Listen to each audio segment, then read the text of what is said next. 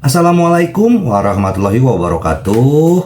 Apa kabar sobat Sopter semuanya? Semoga kalian semua dalam keadaan sehat jasmani dan rohani, tidak kekurangan satu apapun. Seperti biasa, jangan lupa untuk bantu tekan tombol like dan berkomentar.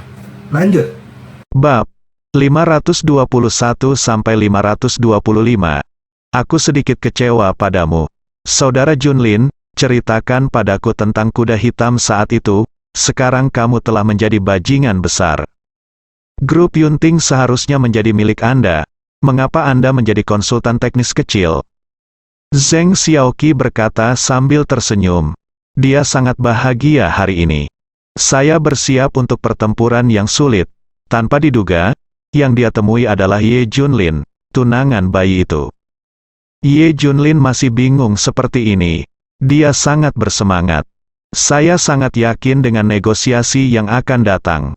Itu tidak benar, Tuan Zheng. Yunting Group mengirimkan akun hubungan bajingan seperti itu ke sini, yang menunjukkan bahwa mereka sama sekali tidak memperhatikan negosiasi ini. Kata asisten itu tiba-tiba, senyuman di wajah Zheng Xiaoqi menghilang. Dia juga memikirkan masalah ini. Apakah grup Yunting sengaja mengirimkan sampah ke sini? Bukankah membuang sampah ke sini untuk menunjukkan sikap mereka? Mereka tidak menganggap serius grup Sansing. Meskipun mereka sedang bernegosiasi, mereka berada di pihak yang diuntungkan. Apa yang terjadi dengan Yunting Group? Mengirim sampah untuk mempermalukan kami. Zheng Xiaoqi berkata kepada asistennya. Dia berbicara cukup keras untuk didengar Ye Junlin. Asisten berkata, Tuan Zheng, saya baru saja memastikannya. Ye Junlin adalah negosiator yang mereka kirim, dia bisa memutuskan segalanya. Kalau begitu, mari kita mulai negosiasi, Zheng Xiaoqi berkata dengan dingin. Ketika semua orang sedang menyiapkan tempat untuk pertemuan negosiasi, Zheng Xiaoqi mendatangi Ye Junlin dan mencibir, Saudara Junlin benar-benar tidak menyangka kita akan bertemu seperti ini, Saudara Junlin. Saya tidak percaya kalimat itu sampai saya bertemu Anda. 30 tahun dari Hedong ke Heksi. Perubahannya sangat besar. Ye Junlin mengangguk. Ya, Anda telah berkembang hingga saat ini. Hei, bukan, Anda telah berubah lebih banyak lagi. Keluarga Ye telah jelas menjadi puluhan miliar keluarga telah berhasil terdaftar. Tetapi belum selesai dalam waktu kurang dari sebulan. Ye Jianguo telah memungut sampah untuk mencari nafkah. Keluarga Ye lebih buruk dari yang lain. Betapa cantiknya keluarga Ye di masa lalu. Bahkan jika ayahmu dan ayahku adalah teman baik. Tapi aku tahu bahwa ayah angkatmu sama sekali meremehkan keluarga Zhengku, dan menganggap kita adalah orang sebangsa. Tetapi sekarang, keluarga Zhengku memiliki nilai pasar 2 miliar, saya adalah agen umum grup Sansing di Huaxia. Sekarang kami memandang rendah Anda semua orang di keluarga Ye Anda, termasuk Anda hanya bisa berbaring di tanah dan menjilat sepatu keluarga Zheng Xiaoqi. Mengubah subjek dan berkata, tentu saja, kamu harus berbuat lebih baik, setidaknya makanan dan pakaian tidak menjadi masalah, tidak ada gunanya, masih di masyarakat bawah. Ye Junlin tetap diam, dia menghela nafas. Benar saja, kenyataannya terlalu kejam, mengubah gadis kecil yang murni dan baik hati menjadi seperti ini. Zheng Xiaoqi tersenyum dan berkata, tidak ada gunanya menghela nafas, beginilah hidup, jangan meremehkan orang, mungkin suatu hari mereka akan menginjakmu, sekarang Zheng kami keluarga menginjakmu di kepala keluarga Ye. Ye Junlin tidak marah, tapi Wu Shen tidak tahan lagi. Melihat ini, Zheng Xiaoqi tersenyum dan berkata, oke. Jangan membicarakan hal-hal ini, pernikahan saya akan diadakan 5 hari lagi, sedangkan saya akan menikahi Li Zaizhen, keponakan Park Tianxin, manajer umum Sansing Distrik Huaxia Group, datanglah untuk hadir, ini adalah kartu undangan. Ye Junlin menerima undangan itu dan berkata dengan terkejut Korea. Ya, seorang eksekutif yang digunakan kembali oleh Sansing Group, dia memiliki saham Sansing Group. Bahkan kamu saat itu jauh melampaui perbandingan. Zheng Xiaoqi tampak bangga. Ye Junlin tersenyum dan berkata, oke, saya akan berpartisipasi. Ye Junlin tidak menjawab ketika melihatnya. Zheng Xiaoqi segera mengubah ceritanya, tidak peduli siapa kakak Junlin, kita tumbuh besar dengan bermain bersama. Jadi aku bisa dianggap adikmu, kan? Kamu harus menghadiri pernikahanku, kan? Zheng Xiaoqi hanya ingin Ye Junlin hadir padanya pernikahan. Beritahu dia betapa dia menyesal menolaknya dan memilih Li Ziran. Baiklah, aku akan menghadiri pernikahanmu, meskipun Zheng Xiaoqi menjijikkan sekarang. Tapi bagaimanapun juga, dia juga pasangan bayinya, dan Ye Junlin menganggapnya sebagai adik perempuannya. Karena kamu akan menikah, ayo pergi. Zheng Xiaoqi mengangguk puas. Saudara Junlin, kamu harus berdandan dan hadir. Baiklah, semoga kamu bahagia. Ye Junlin tersenyum. Aku, Zheng Xiaoqi menunjukkan sedikit keraguan. Faktanya, dia tidak menyukai Li Zaizhen. Namun karena identitas Li Jaejin, dia adalah keponakan Park Chon-sin, dan dia sangat cakap. Jadi Zheng Xiaoqi menikah dengannya karena dia hanya ingin menjadi lebih kuat di masa depan dan menjadikan keluarga Zheng menjadi keluarga kaya. Park Tianxin meminta keponakannya untuk menikahinya karena dia menyukai kemampuannya. Zheng Xiaoqi menjadi keponakan iparnya, yang berarti dia mengendalikan semua properti grup Sansing di Tiongkok. Sebenarnya, dia sudah lama ingin mengusir Yu Hui. Namun markas besar menolak melepaskannya, posisi ini harus diambil oleh orang Tionghoa yang cakap. Kebetulan Yu Hui tidak melakukannya dengan baik beberapa kali ini, jadi Park Tianxin berhasil mengusirnya dan membiarkan Zheng Xiaoqi mengambil alih. Zheng Xiaoqi sangat gembira dan segera menelepon ayahnya Zheng Wensuo. Ayah, tahukah kamu, saya bertemu Ye Junlin, dia setuju untuk datang ke pernikahan saya. Hahaha, benarkah? Hebat, kalau begitu biarkan dia melihat betapa kuatnya keluarga Zheng kita sekarang dan betapa luar biasanya putriku. Dia tidak bisa mencapainya, dia hanya pecundang. Zheng Wensuo juga sangat bersemangat. Dia ingin Ye Junlin memperhatikan pernikahan universal Zheng Xiaoqi dan membuatnya menyesalinya sampai mati. Tuan Zheng telah mengatur pengaturannya, silakan duduk. Asisten itu bertanya. Ye Junlin juga duduk di seberangnya. Zheng Xiaoqi memandang Ye Junlin dan mencibir. Negosiasi telah dimulai, Anda harus tahu apa yang terjadi. Saya ingin mendengar apa yang Anda katakan. Baiklah, kalau begitu saya akan memberitahu Anda. Ye Junlin mengubah topik dan berkata, pertama, grup Sansing harus menyerahkan lebih dari 80 miliar yang diambil secara diam-diam oleh faksi Yuan Sanhe. Uang dalam jumlah besar ini digunakan untuk membangun dan mengembangkan Provinsi Jiangnan. Grup Sansing tidak dapat segera memindahkan dan menyerahkannya. Kedua, media mengungkapkan minta maaf dan akui kejahatan Anda selama bertahun-tahun. Ketiga, grup Sansing harus keluar dari Tiongkok atau mematuhi aturan Tiongkok. Ini adalah 3 poin yang ingin saya katakan. Setelah Ye Junlin selesai berbicara, ada keheningan yang mematikan. Zheng Xiaoqi tercengang. Semua orang di grup Sansing terlihat aneh. Bahkan Wu Shen tampak tidak percaya. Apakah kakak Ye terlalu gila? Sekarang semua orang tahu bahwa grup Sansing mendominasi Provinsi Jiangnan. Pada akhirnya, Ye Junlin mengucapkan kata-kata yang mendominasi seperti itu. Biarkan Sansing Group keluar, bukankah itu terlalu sombong? Apakah ada orang di Provinsi Jiangnan yang memiliki kemampuan ini? Zheng Xiaoqi butuh 1 menit penuh untuk bereaksi. Ye Junlin, apa yang kamu bicarakan? Kapan Sansing Group diam-diam mengambil lebih dari 80 miliar yuan dari Yuan Sanhe? Di mana kamu mendengar gosip itu? Zheng Xiaoqi berkata dengan marah. Faktanya, dia terkejut. Bagaimana Ye Junlin tahu? Grapevin, hahaha. Ye Junlin tersenyum. Apakah Zheng Xiaoqi juga terjerumus ke dalam kebiasaan Sansing Group yang tidak tahu malu? Jika Anda tidak ingin orang lain mengetahuinya, Anda harus melakukannya sendiri. Jangan berpikir tidak ada yang tahu apa yang dilakukan grup Sansing secara diam-diam. 100 miliar yuan ini telah diatur secara khusus untuk mendukung pembangunan dan pengembangan Provinsi Jiangnan. Sansing Group bahkan berani mengambil uang ini, mencari kematian.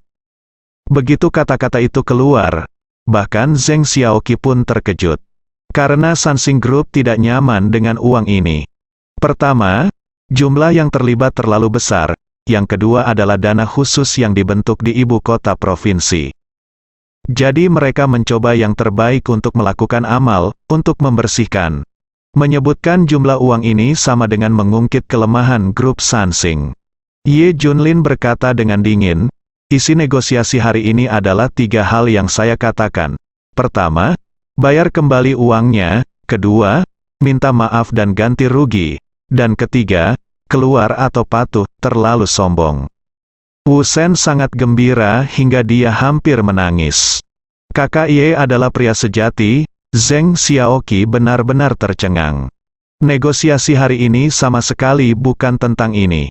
Apa yang kamu bicarakan? Apakah kamu tidak akan menikah? Beri Sansing Group waktu 5 hari. Jika kamu tidak bisa melakukannya, jangan salahkan aku karena bersikap kasar. Ye Junlin memberi tenggat waktu. Isi negosiasi Ye Junlin yang kami minta hari ini adalah.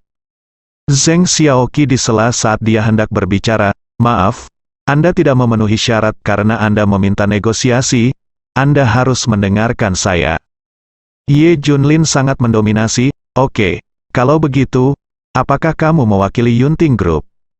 Zheng Xiaoqi mencibir, perwakilan, karena saya di sini, itu berarti saya mewakili seluruh grup Yunting. Ye Junlin mengangguk, negosiasi hari ini menekankan hal ini. Benar, Zheng Xiaoqi tersenyum, bisakah Anda menanggung konsekuensinya? Menanggung konsekuensinya? Seharusnya grup Sansing Anda yang memikirkan masalah ini, bukan, saya hanya akan memberi Anda waktu 5 hari, jika saya tidak bisa melakukannya, saya akan ambil semuanya dikembalikan secara pribadi dan kemudian diambil kembali. Grup Sansing pergi dari Tiongkok. Nada suara Ye Junlin tenang, seolah-olah dia sedang membicarakan hal yang tidak penting. Hahaha, semua orang termasuk Zheng Xiaoqi tertawa. Mengusir grup Sansing dari Huaxia? Apakah Anda sudah gila untuk mengatakan itu? Bahkan para pemimpin ibu kota provinsi pun menutup mata. Di Provinsi Jiangnan, siapa yang dapat menggoyahkan grup Sansing? Grup Yunting kecil, memang benar ini sulit, tetapi terlalu kecil dibandingkan dengan Sansing Group. Ye Junlin, apakah kamu benar-benar menggunakan bulu ayam sebagai anak panah? Mereka jelas-jelas mengirimmu ke sini hanya untuk formalitas. Tapi apakah kamu benar-benar menganggap dirimu sebagai karakter? Zheng Xiaoqi mencibir. Lagi dan lagi. Sedangkan bagimu, jangan salahkan orang lain, sampaikan saja kalimat ini ke telinga penanggung jawab. Kata Ye Junlin, siapa itu, sombong sekali. Pada saat ini, suara bahasa Mandarin yang tidak terlalu mahir terdengar. Li Jaijin muncul dengan setelan jas, opa, biar ku beritahu, ini adalah bayi yang aku rencanakan untuk dinikahi ketika aku masih kecil, sekarang, dia hanyalah pecundang. Bisik Zheng Xiaoqi, Li Zaizhen memandang Ye Junlin dengan heran dan mencibir. Sayangku, dia tidak layak untukmu. Apakah kamu akan mengusir grup Sansing kami dari Tiongkok? Li Zaizhen memandang Ye Junlin dengan merendahkan. Bum bum bum, diiringi suara gemetar tanah, Cui Hongwan yang tingginya 2 meter dan berat lebih dari 200 kg muncul. Rasanya seperti dewa yang tak terkalahkan sedang mengincar Ye Junlin dan Wu Shen. Wu Shen merasakan aura berbahaya pada Cui Hongwan dan langsung berkata, jangan salah paham, kami hanya pembawa pesan, inilah yang dimaksud bos grup Yunting kami. Wu Shen tidak mau memikirkan konflik tersebut. Dia merasa Ye Junlin tidak akan menjadi lawan Cui Hongwan. Jadi bersabarlah untuk saat ini, ya, itulah yang saya katakan. Mengapa Anda tidak mencoba 3 hal ini dalam waktu 5 hari? Ye Junlin memandang Li Zaizhen. Rusak, Wu Shen menamparkan keningnya. Ye Junlin bergegas. Cui Hongwan maju selangkah dan berkata dengan dingin, coba. Bentuk tubuh Cui Hongwan membuatnya tampak seperti binatang buas. Dia berbicara dengan suara nyaring, seperti guntur. Tubuhnya mengeluarkan tekanan berat. Aura yang kuat membuat banyak orang ketakutan. dan Zheng Xiaoqi serta yang lainnya mundur tanpa sadar. Cui Hongwan menatap Ye Junlin dengan dominan, seperti binatang buas yang menatap domba kecil. Wu Shen memandangnya dengan waspada, tetapi dia mengerti bahwa jika dia menyerang Cui Hongwan, dia akan dipukul sampai mati. Ini adalah Master Super KKY dalam masalah kali ini. Kamu akan tahu konsekuensinya dalam 5 hari. Ye Junlin mencibir. Ayo pergi, Ye Junlin dan Wu Shen pergi. Boom, detik berikutnya, terdengar ledakan, dan Cui Hongwan tiba-tiba menarik Wu Shen dan menekannya di bangku. Rao Wu Shen, yang pensiun sebagai pramuka, tidak bereaksi sama sekali. Cui Hongwan dengan ketat mengendalikannya di kursi, tidak bisa bergerak sama sekali. Wajah Wu Shen berubah liar, terlalu kuat. Lebih kuat dari yang dia bayangkan, KKY bukan tandingannya. Ini akan segera terjadi, negosiasi belum selesai, siapa yang berani pergi? Cui Hongwan berkata dengan dingin, seperti guntur yang menderu. Zheng Xiaoqi dan yang lainnya bersorak, mereka baru saja dikendalikan dan ditekan oleh Ye Junlin, dan mereka tidak dapat menggunakan kekuatan mereka. Benar saja, kekerasan adalah cara terbaik untuk menyelesaikan masalah. Zheng Xiaoqi berkata dengan cepat, ya, benar, negosiasi belum dimulai, isi negosiasi yang ingin dibicarakan oleh grup Sansing belum disebutkan sama sekali. Mengapa pergi? Li Zaizhen juga mencibir, bukankah? Bukankah grup Yunting terlalu merajalela? Bahkan grup Sansing kami bahkan tidak menganggapnya serius. Apakah Anda benar-benar berpikir kami tidak ada hubungannya? Iya, kami tidak mengatakan apa-apa, siapa yang berani pergi? Dengan Cui Hongwan di sini, semua orang di grup Sansing mulai marah. Cui Hongwan menunjuk ke arah Ye Junlin dan memerintahkan dalam bahasa Mandarin yang tidak terampil, kamu, kemarilah dan duduk. Ye Junlin mengangkat sudut mulutnya dengan senyuman penuh arti, apakah aku bersikeras untuk pergi? Hehehe, Li Zaizhen dan Zheng Xiaoqi saling berpandangan dan mereka berdua tertawa. Mereka memandang Cui Hongwan, artinya jelas, jika ingin keluar, Anda harus melewati level Cui Hongwan. Lalu, Zheng Xiaoqi pergi. Sebelum negosiasi dimulai, Park Tianxin memberikan 2 pilihan. Biarkan Zheng Xiaoqi bernegosiasi terlebih dahulu. Jika tidak, biarkan Cui Hongwan yang mengirim. Cui Hongwan muncul, yang merupakan rencana kedua. Apa yang terjadi selanjutnya tidak ada hubungannya dengan dia. Tuan Cui, saya harap Anda bersikap lembut. Saya ingin dia menghadiri pernikahan saya. Zheng Xiaoqi tersenyum, Li Zaizhen melirik Ye Junlin dan pergi sambil tersenyum. Cui Hongwan juga tahu bahwa dia bisa menyelesaikan hal berikutnya. Beberapa orang dari Sansing Group sengaja menutup pintu ruang pertemuan. Tidak bisakah kamu mendengar apa yang aku katakan?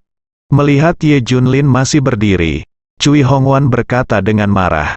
Biarkan dia pergi, ini bukan giliranmu untuk bermain liar di wilayah Tiongkok. Suara Ye Junlin tenang tapi sangat bermartabat. Kekuasaannya seperti seorang marsal yang memimpin jutaan pasukan, yang membuat orang bergidik. Bahkan Cui Hongwan pun linglung. Pria di depannya bisa mengancamnya. HMPH, aku tidak akan membiarkan dia pergi, dan kamu dan aku juga harus mengendalikannya. Begitu dia selesai berbicara, Cui Hongwan bergerak. Meski sebesar gunung, ia secepat kilat, tidak ada yang bisa melihat dengan jelas bahwa dia telah muncul di depan Ye Junlin, memegangi bahunya. Dia ingin melempar Ye Junlin ke kursi. Meskipun tinggi Ye Junlin sekitar 1,8 meter, dia terlalu kecil di depan Cui Hongwan, yang tingginya lebih dari 2 meter dan 200 pon. Wu Shen dan yang lainnya memejamkan mata, tidak berani melihat pemandangan yang menyedihkan itu. Tapi wajah Cui Hongwan berubah drastis, karena Ye Junlin seperti gunung, dan di bawah kekuasaannya, dia tidak bergerak sama sekali.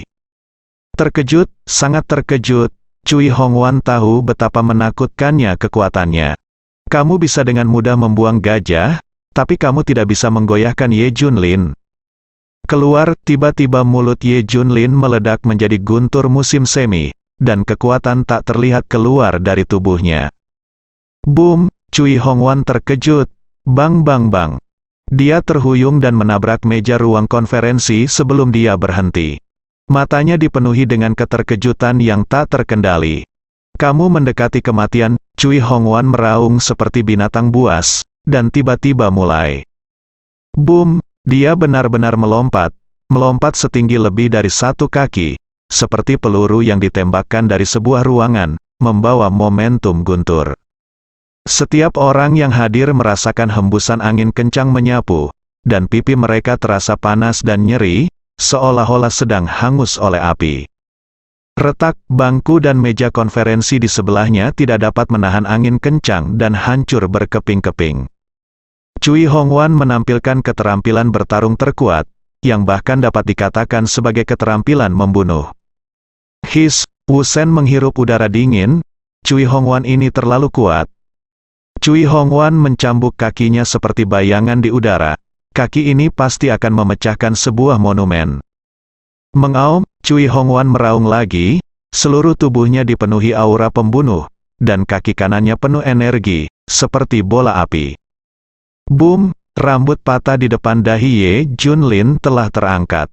Cui Hongwan mencurahkan seluruh kekuatannya ke kaki kanannya, dan dia harus membunuhnya dengan 1 pukulan. Dia sangat yakin bahwa pukulan ini bahkan dapat menghancurkan tembok setebal 3 meter. Belum lagi Ye Junlin, jika kamu terkena dia, tulangmu akan hancur total. Wu Shen sudah putus asa, terlalu kuat, itu terlalu kuat. Cui Hongwan bisa menghentikan 1000 pasukan sendirian. Dia layak menjadi juara kompetisi pertarungan tak terbatas Korea, dan seluruh sosoknya seperti pedang yang tak terkalahkan.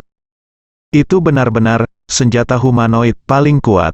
Ye Junlin berdiri di sana, seolah dia ketakutan. Tapi saat kaki Cui Hongwan memukulnya, Ye Junlin bergerak. Pukulan itu seperti pegas yang terisi penuh, dilepaskan seketika, dan dibanting keluar, mengenai kaki kanan Cui Hongwan. Boom! Terdengar suara gemuruh yang membosankan, dan semua orang menjadi tuli. Ini sudah berakhir. Wu Shen tahu bahwa dengan pukulan ini, Ye Junlin terluka parah. Retak tanpa diduga, Cui Hongwan sepertinya mengalami kecelakaan mobil. Anehnya kaki kanannya bengkok dan patah di tempat, dan seluruh tubuhnya terbang seperti layang-layang yang talinya putus. Klik klik klik, tubuh Cui Hongwan menghancurkan lebih dari selusin meja konferensi, memecahkan pintu kaca, dan terbang keluar tanpa melambat. Ia terbang lurus sejauh puluhan meter, melintasi pagar pembatas di lantai 2, dan menghantam lobi di lantai 1. Saat ini, Zheng Xiaoqi dan Li Zaizhen kebetulan berjalan berdampingan di lobi lantai pertama. Zheng Xiaoqi bertanya sambil tersenyum, "Sayangku, menurutmu apa yang akan dilakukan Cui Hongwan terhadap Ye Junlin?"